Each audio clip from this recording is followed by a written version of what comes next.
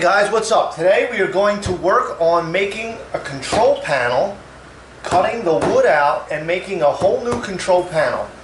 This was a standard NBA Jam 4-player arcade machine that I had a friend come to me and ask me to make him a new one. And in this episode I'm going to show you how to make your own panel with not having a CNC. Just using a drill press, a table saw, and just making it, old school way. So basically what we're going to do is we're going to convert this. This is going to be 4 holes. This will be 6 holes, 6 and 4 again. We'll keep these back the same way they were. We're going to keep the artwork the same type of theme. And let's get started, shall we? Stay tuned, here we go.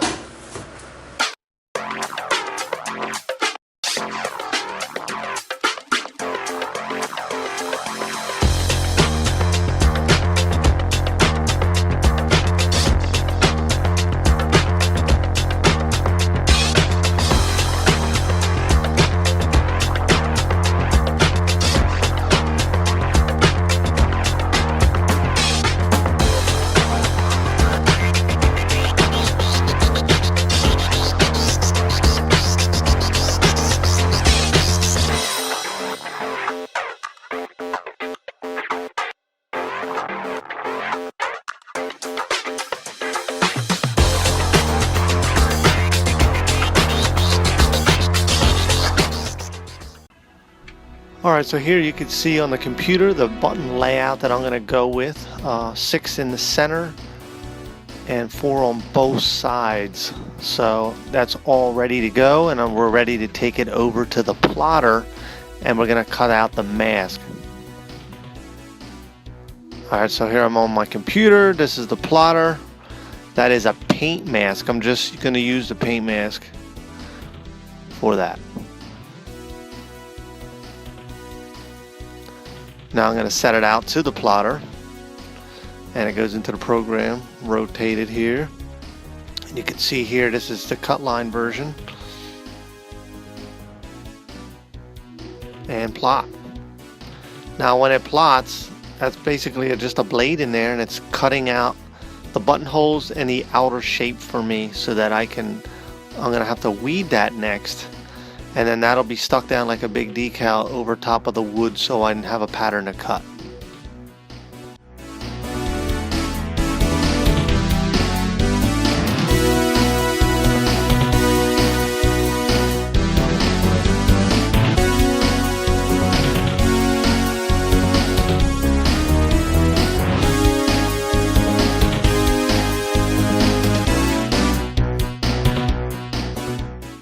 Okay, what we're going to use for the panel is MDO, which is medium density overlay. This is a primed veneer plywood finish, and it's going to be perfect for this scenario. Much better than particle board. Now, when you cut the wood, you're going to want to use a fine blade, a combination blade or a finish cutting blade. You don't want to use a raw blade, otherwise you're going to have a really chewed up edge, and then the graphics going to be hard to cover that up. And the T-molding as well, so you want to make sure that you have a nice fine blade, finishing blade for that.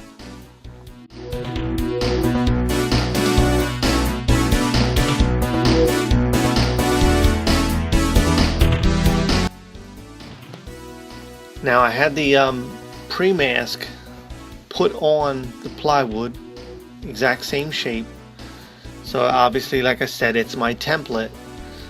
And the process that I wanted to do here, so I don't get blowout on the wood itself, is we're going to go from the top a little ways down, just enough so the hole would poke through the bottom side, and then repeat the process from the opposite side so that we can have, that accurate hole in the center, and we'll get a nice clean hole that way. You won't have it all chopped up.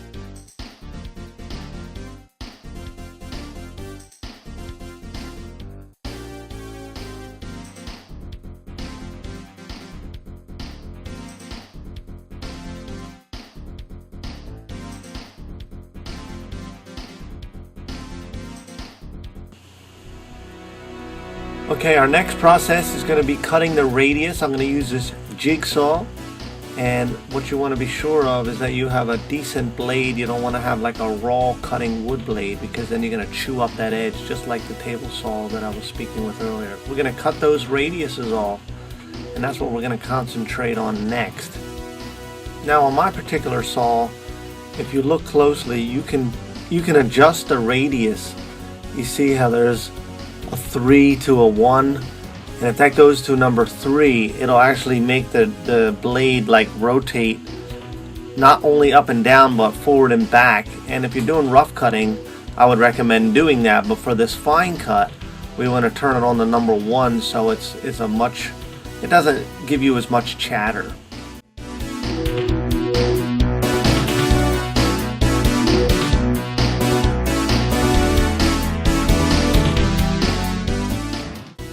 Just take your time when you're cutting here, and we're going to be sanding this afterwards. So now we're going to put it on my little sander here, and this thing, I can smooth that edge out real nice. I definitely recommend one of these tools if you plan to do stuff like this. It makes your sanding a lot better, and you see all the different sizes I have there for small radiuses, bigger radiuses. But this is a great tool to have, absolutely.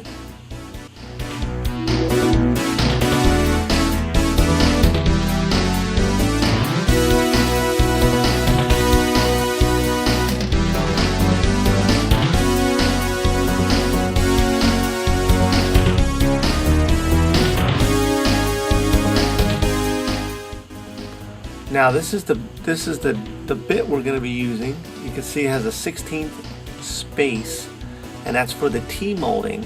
I ordered this on Amazon. You can get it online, you can get it other places. I don't think a Home Depot or Lowe's is going to carry it. This is too much of a specialty bit, so you just look for T-molding router bits.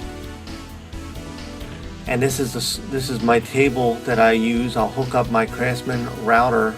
Porter cable's good. I have several different routers, but this is the one we're going to use in this particular case. Alright, we're at the last step of the woodworking stage, which is putting the T-molding groove in there. I do highly recommend doing this outside because it's really messy. And what we're going to do is first do a test. Now I did it visually and it looks pretty good, like it's centered, but I want to actually do a test cut, and then I'm going to put a little piece of T-molding in there and make sure that we're centered, because obviously if it's not centered, you're going to have wood showing and then plastic hanging upwards. So it's critical that that be centered. And having a table like this makes it nice because I'm just going to slide the material through and it'll be consistent all the way around. So let's give it a shot. Let's see what we got.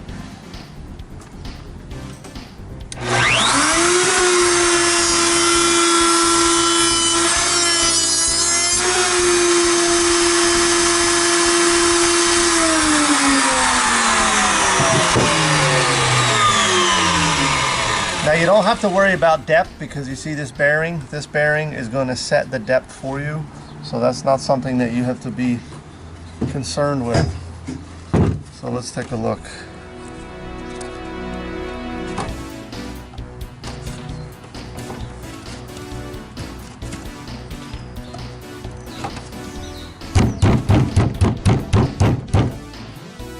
Seems pretty good. Obviously I didn't hit that in with a hammer, but you can see that if anything, this actually hangs over ever so slightly. And then when I put the graphic on the top, that'll be good. Now this is going to go on after the graphic though. We're not going to put that on first, because then you can't trim the graphic off. So graphic goes on, T-molding is the very last step. So let's get started.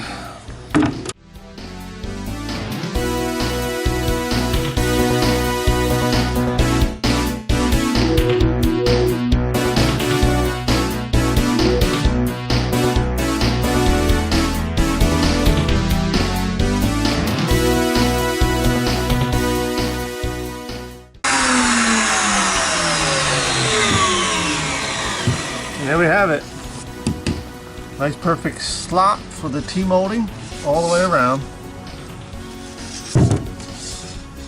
Now this is just a mask, which you've seen earlier. I'm going to pull that off. This is the good side, and that's going to wrap this stage up. All right, so now we're at the stage. We got the panel cut. What we're going to do is we're going to clean this surface off. All right, we're going to use some alcohol. Gonna wet our rag down.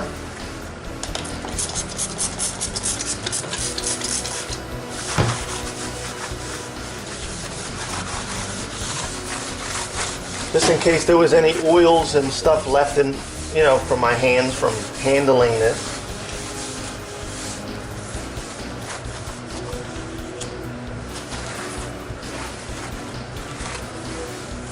Now I could supply you guys with just a pattern like you saw that I had, the mask.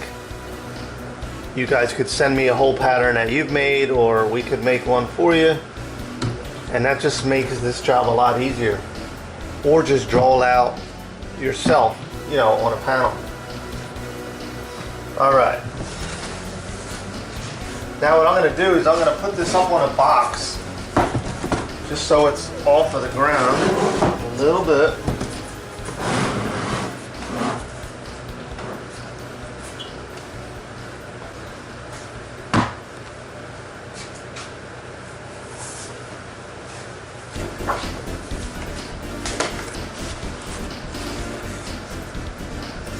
It's a little bit longer on the sides, so we're gonna make that even on both sides.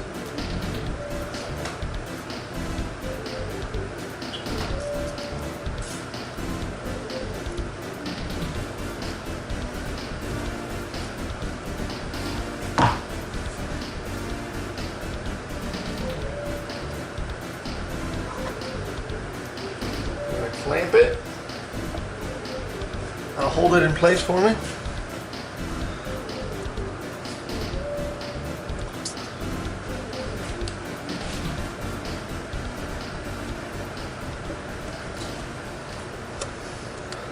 It's good.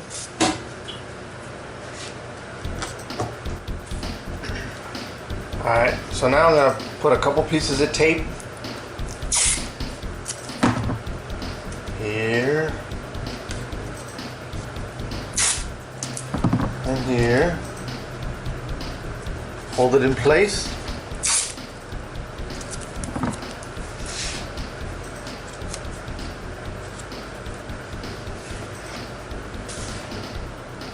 Put it on the clamp back here. Now we're just going to work with half. A lot of people always worry about, man, how am I going to line it up? But see, if you lined it up already without any of the glue being exposed, so you have a lot less risk of having problems. We're going to tear one half off. Cut it, I should say.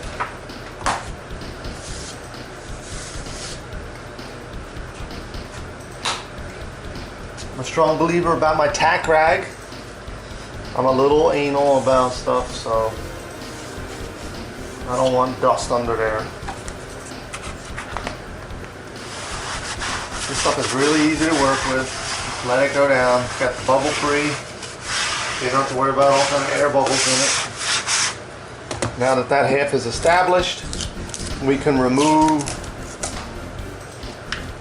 all of this.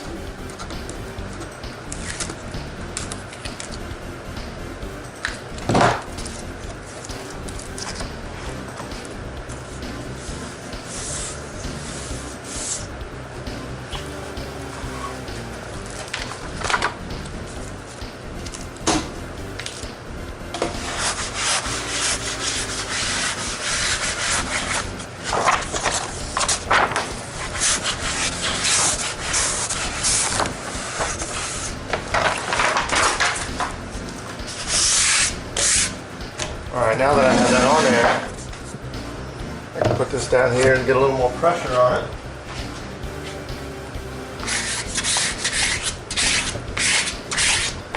Now this wood is so smooth that I didn't need to paint it. I didn't need to really do anything. It comes primed. This is called MDO, medium density overlay. This is a material that I use in my sign industry. I'm not 100% sure. I don't think that Home Depot or somebody sells that. You would have to get this at like an actual lumber store, a local carpentry place, cabinet making, supplier, something along those lines. But it makes a real nice, I've built machines out of it, and you can spray it. It's just beautiful, and it's solid plywood, so it's not particle board. So this is much stronger, much better than your traditional particle board. Alright, so what we're going to do is we're going to trim the back. We're going to trim it from upside down.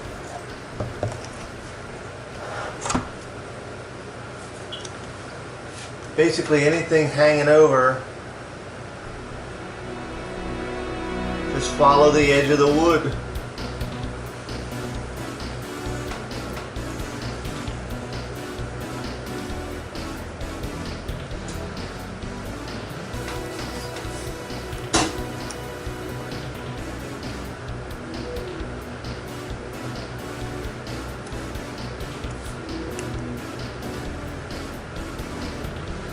Nice sharp blade is important.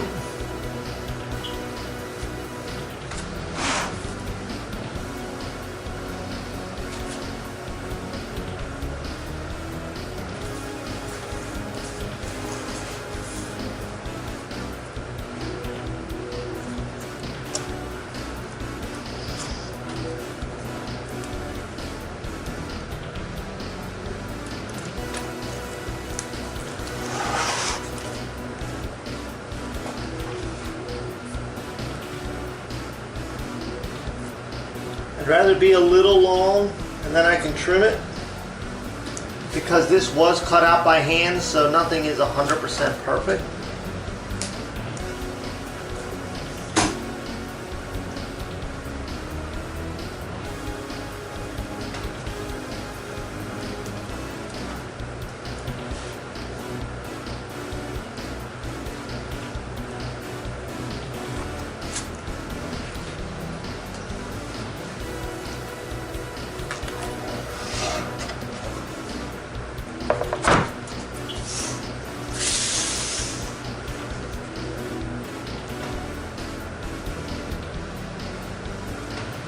Alright, so that looks good.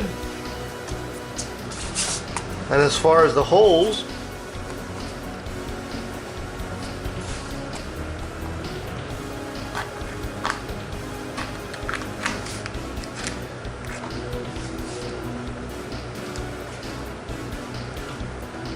I usually cut the X first and then just let the blade follow the inside perimeter. Like that.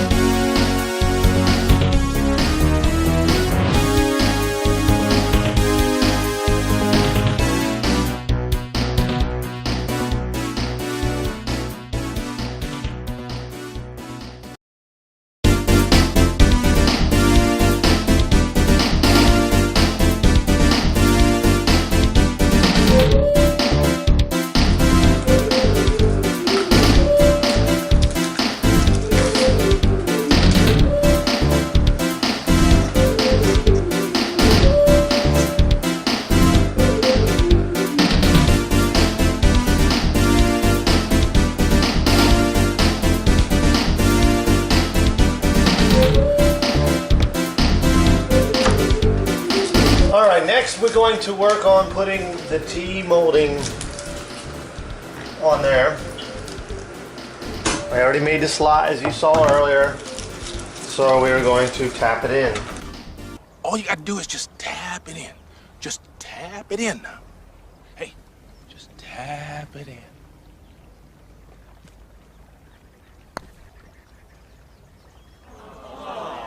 Just tap it in. Just tap it in. Give it a little tappy. tap, tap, tap-a-roo. Okay, so now if we look at the original, you see this bracket right here. The T-molding stops shy. It doesn't go the whole width. So we have to measure from here in, I'm going to measure the length of this and know that the T-molding will not wrap all the way around. So that's what we're going to do next. Alright, so it measures 25 inches for that bracket. So this is our back half over here. So we're going to mark that out.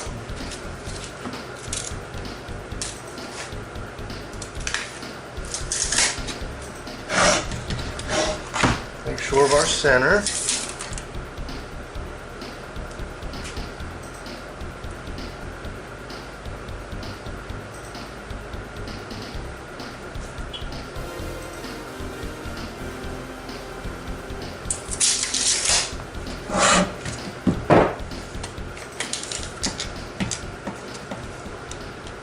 Now, if I'm doing really accurate measurements, I don't like to use the very end. I'll start at the number 1 because there's always a little bit of play there.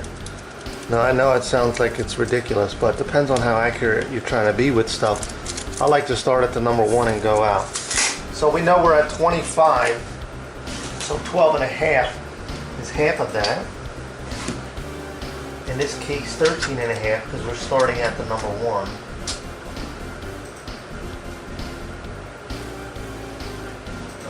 There.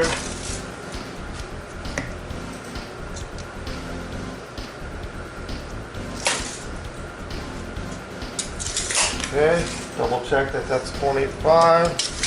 Yep. So now we know we have a starting point right here. It's going to start here and it's going to end right there. And this will just stay open for the bracket. Now, the only thing that you need to have is you gotta have a hammer. And this is a special hammer because see, my wife even gave me hugs and kisses. How sweet is that? I love you, sweetie. So this is gonna make this job go that much easier. I recommend you getting yourself one of them hammers in your life. Let's start out right here.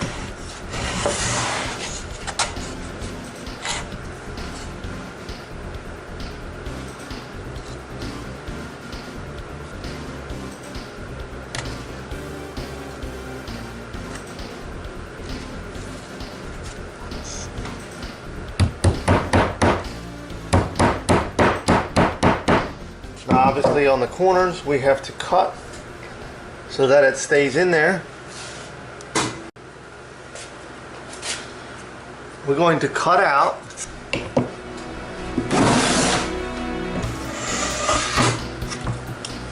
I'm going to cut some V's out of this so that'll make the radius.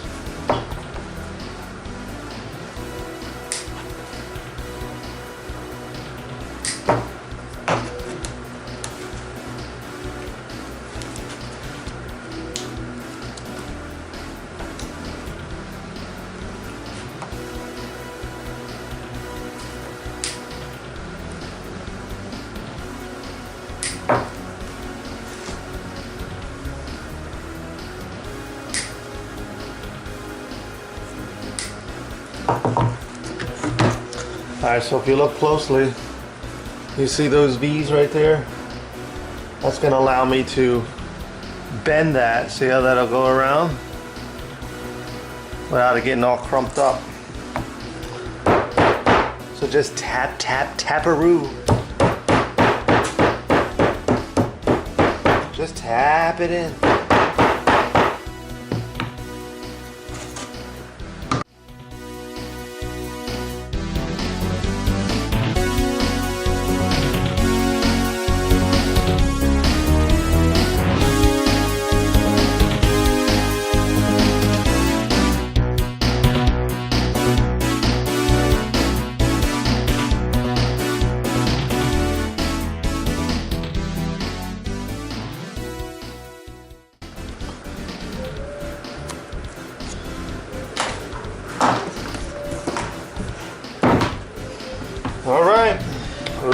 and gentlemen, boys and girls, that is how you make your own control panel